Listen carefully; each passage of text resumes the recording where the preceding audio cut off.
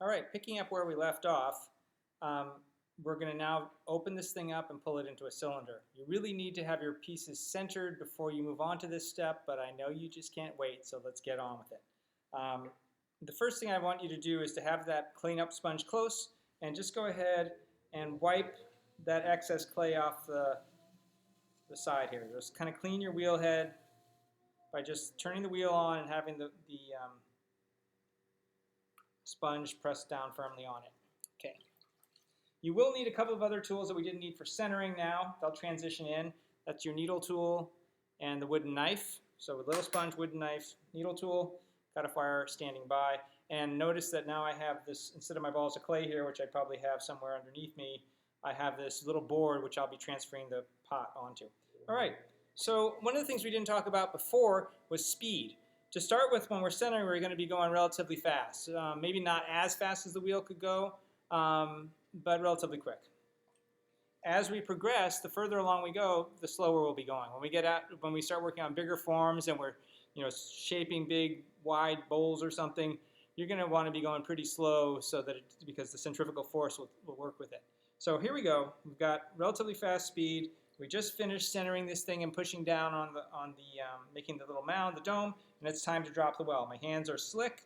I find the center, and you can do this with 2 fingers, or you can do it with 1. Sometimes I'll just start with just 1 thumb to just sort of make the mark.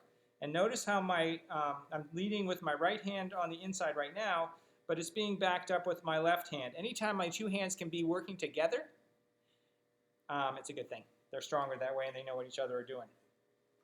All right, so I'm dropping the well, and again, this could be with 2 fingers. We could do this. And I certainly encourage you to check out other videos. There's got to be tons of videos online. People do it differently. This is how I grew up doing it, and I'm doing it now. So I'm going to go down and drop the well, and I'm going down to about a ½ an inch, let's say, from the bottom. Now, how do I know it's a ½ an inch? Well, I'm going to show you. So you may have noticed that I just switched from my left thumb inside, or 2 thumbs, to putting my left hand, or my right and left thumbs to my left hand inside. We're going to stop and check the thickness. I stop the wheel, I take this needle tool, I push it down until it hits the wheel head. I slide my finger down against the needle and push firmly against it so it doesn't move, so I can track the distance. And when I pull it out, it shows me that I've got about 1/4 inch. So as if I stuck it in this sponge and slid my, we can see how thick this is, but we can't see this. I pull it out and I can see the sponge is indeed that thick, just as I thought. Okay, so the 1/4 inch that I have here, and don't worry, we'll be compressing this and closing that hole over so your pot won't leak. I've got a 1/4 inch, just a good starting place. So I've dropped the well. The next thing I'm going to do is open it up. I've got my right hand on the outside locked against my hip. I take my left hand, and again, notice how these 2 hands are working together, and my right hand is going to sweep across the bottom and open up the floor of the pot.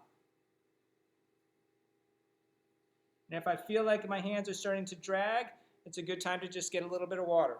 So I've now opened up the piece. The reading that you did should have some photos of how to do this. I'm sure that I'll bring some things, and we have some stuff on the wall in here. Okay, so now I'm ready to pull. And I'm going to grab this sponge in my hand, and so that can keep water on my outside hand. My inside hand is wet, and I'm going to grab inside and out. And basically on the inside, there's that little floor of the pot. So I can only go down to 3/8. On the outside, I can go right down to the wheel head. So my fingers are going to be a little bit, the outside hand is going to be just a little bit lower than the inside hand. All right, here we go. And notice how my inside hand the thumb is resting on the outside hand. And I'm pulling slowly and steadily up and easing the pressure as I come up. I'm going to just do that. If I accidentally throw it off of center as I'm pulling up, I'm just going to take a minute and put it back on center. And all I'm doing right here is just grabbing the lip of the clay and compressing it between my fingers to put it back on center. Okay, let's do this again. Down to the bottom. We get about 3 pulls. Grab some clay, pull it up, easing the pressure as it goes up, There's my second pull. Gently release. Now I've got one more pull.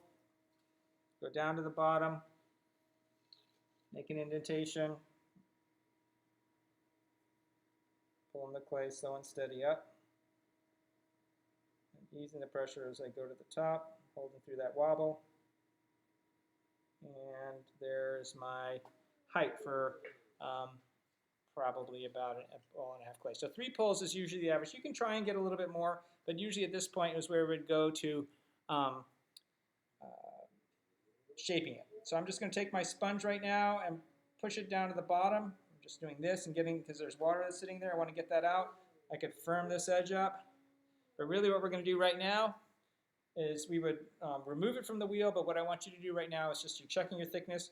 We're going to run the cutoff wire through there, cut it open, and see what we've got. Relatively even thickness. We'll work on getting those thinner.